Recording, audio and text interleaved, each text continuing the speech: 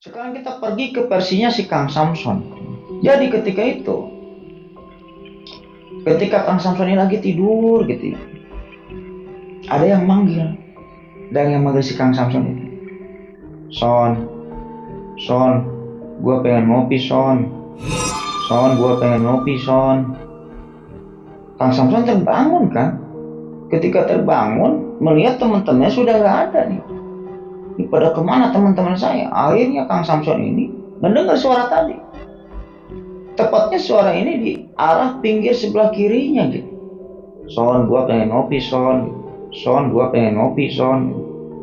Ketika Kang Samson ini melihat ke sebelah kiri gitu, sambil tiduran gitu, itu Kang Samson teriak kaget.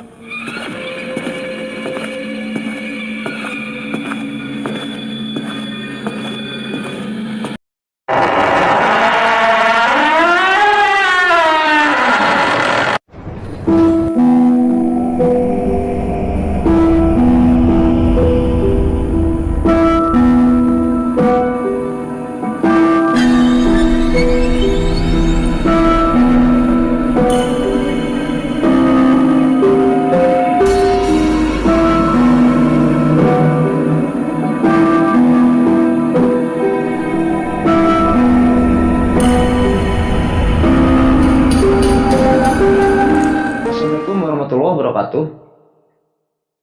Bismillahirrahmanirrahim. Alhamdulillahirrahmanirrahim. Wabinasta'in wa ala umuri dunia waddin. Wassalatu wassalamu ala asrofil anbiya wal mursalin wa ala alihi washabihi ajma'in, amma ba'd. Oke developers, kembali lagi bersama saya Lutfi Developer. Jadi pada video kali ini kembali saya akan menceritakan kisah horor atau mistis yang dimana kejadian ini terjadi di sebuah kota yang ada di Jawa Barat lah ya. Kejadian ini sempat viral ketika itu. Ya, cerita ini saya dapat dari Kang Endang, yang dimana Kang Endang ini pekerjaannya ini apa sih ya? Kalau di desa-desa mah linmas ya, linmas atau hansip lah kalau di kita mah, intinya kayak gitu. Dan banyak juga warga-warga yang mengalami tentang kejadian horor yang akan saya ceritakan pada video kali ini. Intinya kayak gitu. Ya mungkin seperti biasa, sebelum lanjut ke ceritanya, tak bosan-bosan saya mengingatkan kepada lover semua, jangan lupa like, comment, and subscribe. Supaya apa? Supaya saya tambah bersemangat untuk membuat konten-konten selanjutnya. Dan bagi lover semua yang sudah subscribe atau penonton yang sedang menonton video ini yang sudah subscribe, saya banyak ucapan terima kasih. Mudah-mudahan nama baik lover semua atau penonton yang sedang menonton video ini yang sudah subscribe dibalas kebaikannya oleh Allah Subhanahu wa taala berpuluh-puluh kali lipat, beratus kali lipat, beribu kali lipat, dan berjuta kali lipat. Oke, kita lanjut ke ceritanya. Di sebuah desa yang ada di kota yang ada di Jawa Barat gitu, hiduplah seseorang, anggap namanya Pak Dadi lah ya. Anggap namanya Pak Dadi. Pak Dadi ini mempunyai istri, anggap namanya Rusti lah ya. Anggap namanya Rusti. Pak Dadi dan Bu Rusti ini punya anak, anggap namanya Agung. Anggap namanya Agung. Singkat cerita saja, ketika Agung ini berumur 4 atau 5 tahun, Bu Rusti ini meninggal. Bu Rusti ini meninggal, dan tidak lama setelah Bu Rusti ini meninggal, Pak Dadi ini nikah lagi. Anggap namanya dengan Bu Erna. Dengan Bu Erna. Jadi si Agung ini sekarang hidup dengan Ibu Tiri. Yang dimana selama hidup dengan Ibu Tiri itu, si Agung ini mengalami intinya penyiksaan lah, KDRT lah. Kalau nyuruh apa-apa main pukul, main gebuk gitu kan. Kadang si Agung ini dijebredin pakai kayu gitu dan sebagainya, sehingga ketika itu muncullah kebencian dari diri si Agung ini kepada Bu Erna tadi. Siapa namanya tadi? Bu Erna ya, yang itu lupa saya. Yang nama semuanya udah saya samarkan lah di sini. Anggap Bu Erna lah ya. Ya sehingga si Agung ini sangat benci sekali kepada ibu tirinya gitu, Bu Erna tadi gitu ya. Pak Dadi ayahnya semenjak Agung ini kecil gitu, intinya jarang singkat cerita mah jarang apa sih ya, memberikan pendidikan lah, pendidikan tentang ngedidik anak, kamu harus nurut kepada orang tua dan lain sebagainya. Dia los begitu aja si Agung. Sehingga singkat cerita, Agung pun menginjak SMP gitu, SMP. dan sudah bermain-main tentang narkoba. Si Agung ini ya bermain-main dengan narkoba. Dan ketika Agung ini menginjak SMA, Agung itu sudah jadi bandar narkoba. Singkat ceritanya mah kayak gitu. Dan Agung sewaktu kecil suka menerima siksaan-siksaan dari si ibu tirinya ini, Bu Erna ini gitu. Maka dari itu, diri Agung ini jarang pulang ke rumah dan sangat benci sekali dengan ibu tirinya itu. Singkat cerita saja, Agung ini lulus SMA dan menjadi pengangguran. Gak ada punya pekerjaan Agung ini. Agung ini kerjaannya ini cuman jual beli narkoba lah. Dia beli narkoba terus dijual lagi, dia beli narkoba terus dijual lagi. Intinya kayak gitu lah. Singkat cerita saja, akhirnya ketika melakukan penjualan narkoba, si Agung ini ketangkep lah. Ketangkep oleh polisi dan dihukum. Kita singkat aja, akhirnya si Agung ini masuklah ke LP, ke lembaga permasyarakatan. Anggap vonis Agung ini anggaplah 15 tahun lah ya. Anggap 15 tahun. Karena ketika itu dia bandar narkoba. Ketika si Agung ini di LP menjalani hukuman gitu ya, udah setahun, udah dua tahun gitu ya. Di tahun ketiga Agung ini di LP ini mengalami penyakit tumor, semacam tumor lah, nggak tahu penyakit apa spesifikasinya gitu. Tapi Agung ini memiliki penyakit semacam penyakit tumor gitu, yang berada di lehernya. Awalnya sih kecil gitu, tumornya ini kecil segede gini gitu. Tapi makin hari, makin minggu, makin bulan gitu ya, si tumornya itu semakin gede di leher ini. Sampai ketika si Agung ini menjalani hukuman kurang lebih 7 tahun atau 8 tahun di LP ini gitu ya. Tumor si Agung ini udah gede banget segini nih. Si tumornya ini di lehernya udah gede gitu. Sehingga atas adanya penyakit tumor yang lumayan mengganggu si Agung. Akhirnya pihak lembaga pemasyarakatan pun mengeluarkan, intinya surat apa ya saya juga nggak ngerti. Intinya si Agung ini nggak menjalani hukuman selama 15 tahun gitu. Jadi pas ketika 8 tahun menjalani hukuman di LP, si Agung ini keluar lah dari LP itu, keluar, nggak tahu dapat potongan, nggak tahu apa gitu, nggak tahu tahanan kota, nggak tahu apa, saya nggak ngerti gitu. Hanya keluar. Ini tumornya si Agung ini udah semakin gede nih. Si Agung ini tumornya udah gede. Hanya ketika itu si Agung bingung gitu, mau pulang kemana nih si Agung ini nih. Gua kalau pulang ke rumah ada ibu tiri gua gitu. Sangat benci sekali si Agung ini dengan ibu tirinya. Akhirnya ketika itu si Agung ini tinggal di desa. Jadi di balai desa. Jadi di desanya si Agung ini ya kantor desa, tinggal di kantor desa. Jadi ketika itu ada semacam ruangan gitu, ruangan di dekat kantor desa itu, masih wilayah kantor desa itu sih gitu ya. Ada ruangan yang kosong dan ruangan itu suka dipakai kumpul-kumpul oleh anak muda, termasuk si Kang Endang ini gitu. Si narasumber ini gitu, termasuk si Kang Endang ini.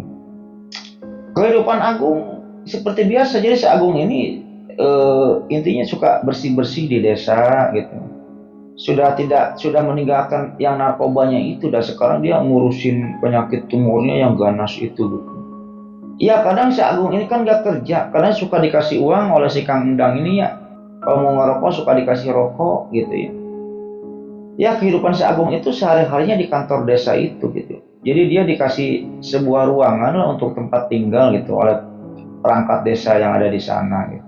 Dan si Agung pun sebagai timbal baliknya dia juga suka bersih-bersih di desa gitu ya. Dan lain sebagainya. Intinya kayak gitu.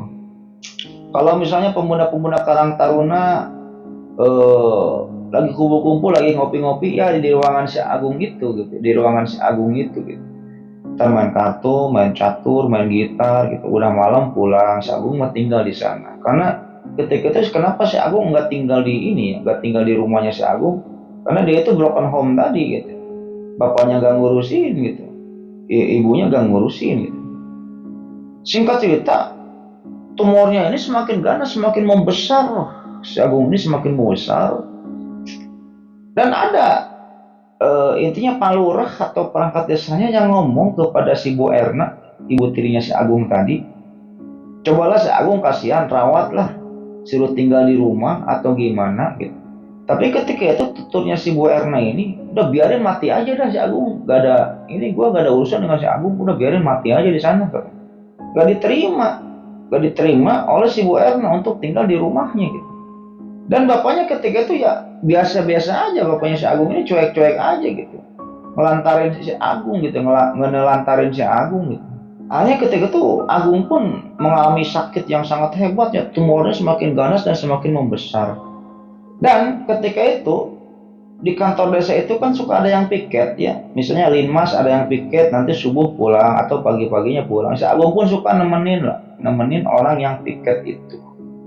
Orang yang piket itu kayak si Kang Endang piket, misalnya siapa lagi Linmas yang lain piket, si Agung itu suka nemenin. Sekarang si Agung semenjak mengalami tumor yang sangat hebat itu sudah tidak lagi bermain-main narkoba lagi, sudah tidak. Pada suatu hari, pada suatu ketika, si Kang Endang ini ke bagian piket nih, piket Linmas. Ya kalau piket Linmas ini adalah 4 atau 5 orang ngumpul di desa. Terus nanti keliling ke kampung-kampung ya, ke RT-RT, keliling nakolin pentungan gitu kan. Ada beberapa orang Karang Taruna juga ngumpul di sana. Ketika itu posisinya si Kang Endang ini lagi ngeguntingin kukunya dengan gunting kuku gitu. Ceker gitu ya, ngeguntingin kuku. Ketika itu si Agung datang menyapa Kang Endang. Kang Endang, Gung belum tidur? Belum, ayo Agung temenin katanya kan. Duduklah si Kang Endang dengan si Agung ini. Si Kang Endang ketika itu posisinya sendiri di kantor desa. Linmas-linmas yang lain lagi keliling desa, lagi ngeronda. Ketika itu tiba-tiba si Agung ini meminjam gunting kuku yang sedang dipakai oleh si Kang Endang itu. Kang Endang, pinjem dong gunting kukunya. Oh iya, nih Gung katanya kan. Diambillah gunting kuku itu oleh si Agung. Si Agung itu ngeguntingin kukunya gitu ya. Ngeguntingin kukunya di depan kantor desa bareng berdua dengan Kang Endang.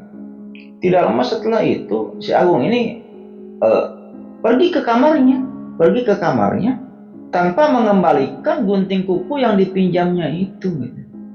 Kayaknya udahlah ya, si Kang Endang ini ngopi ngerokok gitu kan. Selang 2 jam dari sana si Kang Endang ini kopinya habis, mau nyeduh kopi lagi, sedangkan air panas ini ada di dalam ruangan gitu, dekat kamarnya si Agung lah di kantor desa itu gitu. Ketika Kang Endang ini mau ngambil air panas ke dalam ruangan kantor desa itu, Kang Endang ini mencium bau amis kayak bau darah gitu. Ini bau darah berasal dari mana? Akhirnya ketika itu si Kang Endang ini melihat ke bawah pintu tepatnya di ruangan yang suka Agung tidurin gitu. Kamarnya si Agung lah yang ada di kantor desa itu. Ketika itu di bawah pintu itu tergenang darah, banyak sekali darah. Banyak darah gitu. Loh, kok banyak darah gitu? Akhirnya dibukalah pintu kamar si Agung oleh Kang Endang itu. Ketika dibuka,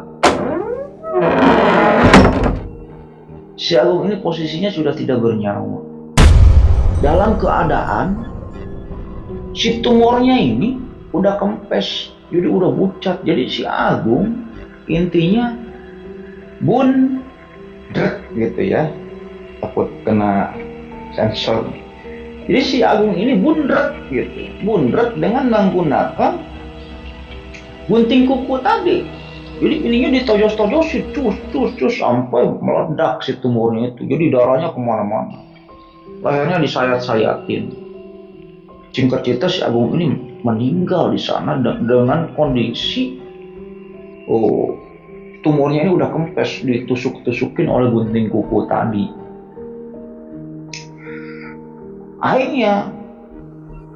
dipanggil lah ya, teman-temannya si Kang Endang ini dipanggil, singkat cerita pada datang semua, linmas-linmas itu pada datang, dan intinya menelpon polisi lah, mengevakuasi mayatnya si Agung ini. Yang lebih intinya mengagetkan, mungkin ini adalah kenapa sih si Agung ini bundret gitu ya, bundret di sana gitu. Di kamarnya si Agung ini, kan lantainya ini warna putih, di lantainya ini ada tulisan gitu, dengan tulisan bahasa Sunda, yang artinya gini lah ya, di tulisan itu, aing sebel pisan ka indung aing, modal lah sia erna, sikatnya kayak gitulah. Kalau bahasa Indonesianya mah, gua sangat benci sekali sama ibu gua, lu mati aja dah katanya kan, intinya kayak gitu, tapi dengan bahasa Sunda. Dan tulisan itu ditulis dengan darahnya sendiri, dengan darahnya sendiri sebelum si Agung ini bundret gitu, atau meninggal. Hanya udah lah ya, kejadian tersebut berlalu. Si Agung pun dimakamkan. Setelah dimakamkan, disinilah baru terjadi teror-teror yang sangat hebat gitu ya, di kantor desa itu gitu. Kejadian pertama dialami yaitu oleh Kang Endang. Ketika itu Kang Endang ke bagian piket di kantor desa ini lagi ngopi gitu ya, di depan kantor desa lagi ngopi gitu. Tercium bau amis. Ini bau amis. Ini gua tahu nih bau amis ini bau amis darah gitu. Ini mirip sekali kayak pertama kali si Agung ini bundret gitu ya, bau amisnya ini. Akhirnya si Kang Endang ketika itu dengan salah seorang temannya gitu, menghampiri gitu, asal bau amis ini dari mana, takutnya ada tikus mati atau apa gitu. Tapi ketika si Kang Endang ini sampai di kamarnya si Agung itu, kamarnya si Agung ini, bau amis itu intinya tercium dari arah sana gitu. Ketika dibuka itu kamar itu nggak ada apa-apa, tapi ketika Kang Endang ini ngelihat ke lantai yang ada di sana gitu, lantai yang tempat si Agung ini bundret, itu tadi kan si Agung nulis itu ya, gua benci sama ibu gua gini gitu kan. Nah tulisan itu ada di lantai itu.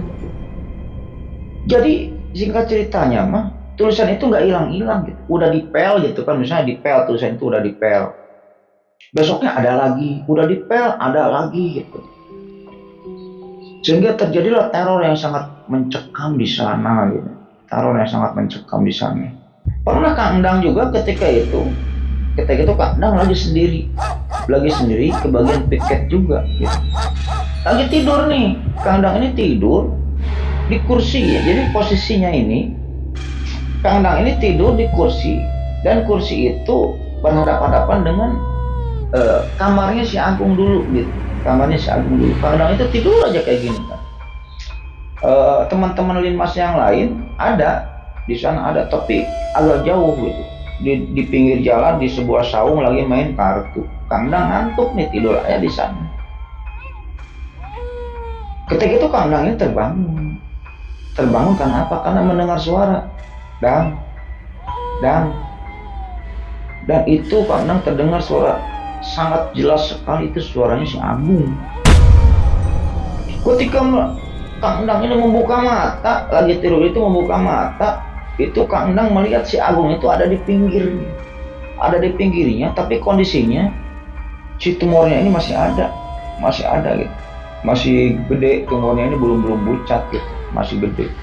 Wah, Agung katanya, lari lah, si Kang Endang ini lari ke teman-temannya yang sedang main kartu itu gitu.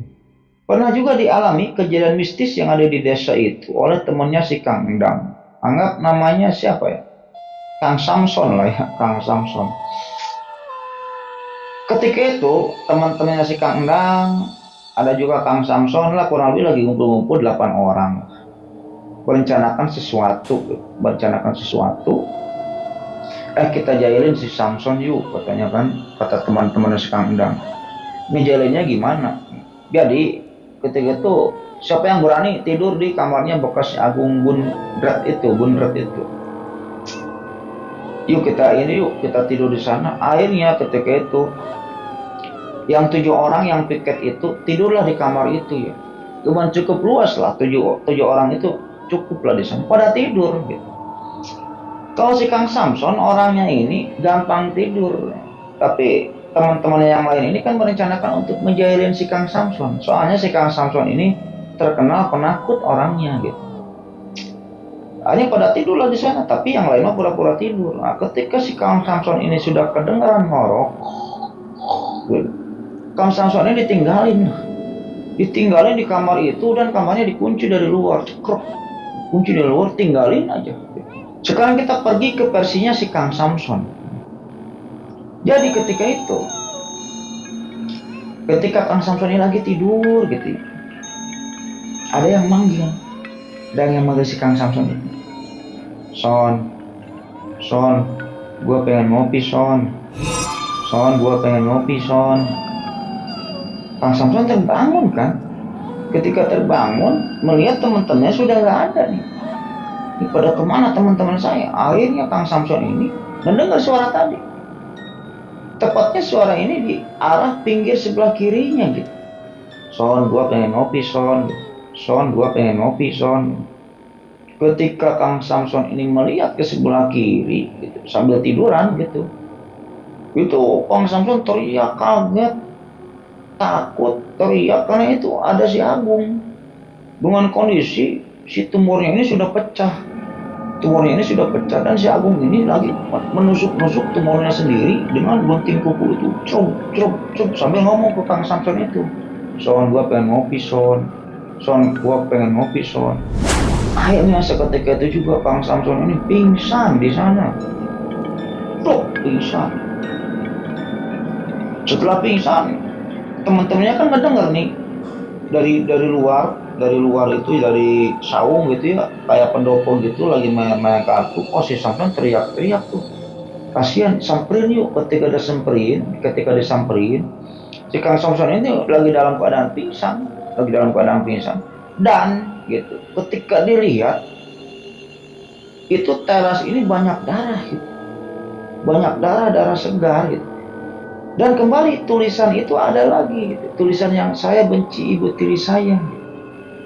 Tulisan itu ada lagi di kamar itu, ada lagi. Singkat cerita saja ya, akhirnya gitu ya, Pak warga desa pun sepakat untuk apa? Untuk mengadakan pengajian bareng khusus itu, yasinan lah mencercara orang yang mah gitu, di kantor desa itu ya, tepatnya di kamarnya si Agung itu, dengan mengundang ustadz yang bisa lah, lumayan cukup bisa. Ini yasinan, sholawatan, kirim hadiah ke si Agung gitu ya. Setelah itu ketika yasinan itu terjadi, tercium bau yang sangat menyengat, bau amis. Dan setelah itu pun gitu ya, singkat cerita udahlah ya, yasinan itu sudah, sholawatan, doa untuk si Agung ini sudah dikirimkan. Akhirnya masing-masing temannya Kang Dang, termasuk Kang Dang itu sendiri, termasuk Kang Samson, semuanya ya, limas-limas yang ada di sana, masing-masing dimimpiin didatangin oleh si Kang Agung dan mengucapkan terima kasih sih sudah mendoakan saya. Ya konon arwah yang sudah meninggal ini kalau didoakan ini sangat berharga sekali doa kita itu gitu, kepada orang yang meninggal, intinya kayak gitu. Nah, semenjak diadakannya pengajian itu, tidak ada lagi teror dari sosok Agung itu, dan tulisan itu udah tidak muncul lagi. Itu sebelum diadakan pengawasan atau pengajian gitu. Jadi nggak ada orang yang berani masuk ke kantor desa itu. Dan setelah diadakan pengajian gitu ya, teror itu perlahan-lahan menghilang gitu. Dan konon katanya si Bu Erna gitu, ibu tirinya si Kang Agung tadi gitu ya, sekarang ini nasibnya gimana gitu kan. Konon dia sering didatangi oleh sosok si Agung ini dalam keadaan tumornya ini udah pecah. Dia suka menampakkan diri kepada si Bu Erna, ibu tirinya si Kang Agung ini, dengan menusuk-nusuk tumornya sendiri. Bu Erna lagi tidur, ibu. Ketika bangun, dia melihat sosok si Kang Agung ini sedang menusuk-nusuk tumornya sendiri. Dan Bu Erna itu teriak, Bu Erna itu teriak. Setiap hari konon katanya didatangi oleh sosok Agung itu. Dan nasibnya, Bu Erna itu sekarang agak kurang lah. Kurang waras saya. Agak sedikit gila, intinya kayak gitulah sekarang ini kondisinya Bu Erna ini. Suka ketawa-ketawa sendiri gitu, suka gimana dan sebagainya, intinya kayak gitu. Ya itulah sekilas cerita dari pengalamannya si Kang Endang, yang dimana cukup intinya menyeramkan lah ya. Kejadian ini ketika itu sangat mencekam sekali di desa itu gitu. Alhamdulillahnya saat ini sudah tidak ada lagi ya penampakan dari si Kang Agung itu. Mungkin itu aja Developers ya, cerita pada video kali ini, mudah-mudahan menghibur ya. Dan seperti biasa sebelum videonya saya tutup, tak bosan-bosan saya mengingatkan kepada Developers semua, jangan lupa like, comment, and subscribe. Supaya apa? Supaya saya tambah bersemangat untuk membuat konten-konten selanjutnya gitu. Dan saya juga ucapkan terima kasih kepada Developers semua atau penonton yang sudah menonton video ini sampai dengan selesai gitu ya. Dan sebelum video saya tutup, saya akan mendoakan kepada developers semua. Allahumma inna nas'aluka bi anna lakal hamdu la ilaha illa anta wa dakala syarika lakal mananu badu samawati wal ardh jul jalali wal ikrami ya hayyu ya qayyum. Mudah-mudahan developers semua diberikan kesehatan, diberikan umur yang panjang, diberikan rezeki yang melimpah.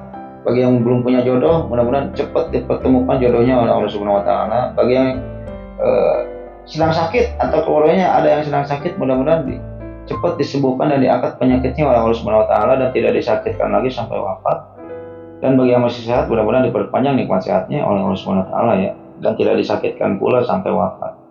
Dan yang paling utama, mudah-mudahan kita semua termasuk saya nantinya dikumpulkan dalam surganya Allah Subhanahu wa taala dan mendapatkan syafaat darinya nanti di hari akhir. Mungkin itu aja dulu saya cerita pada video kali ini, mudah-mudahan menghibur. Akhirul kata, Allahumma sholli ala sayyidina Muhammad wa ala ali sayyidina Muhammad. Wabillahi taufiq wal hidayah. Wassalamualaikum warahmatullahi wabarakatuh.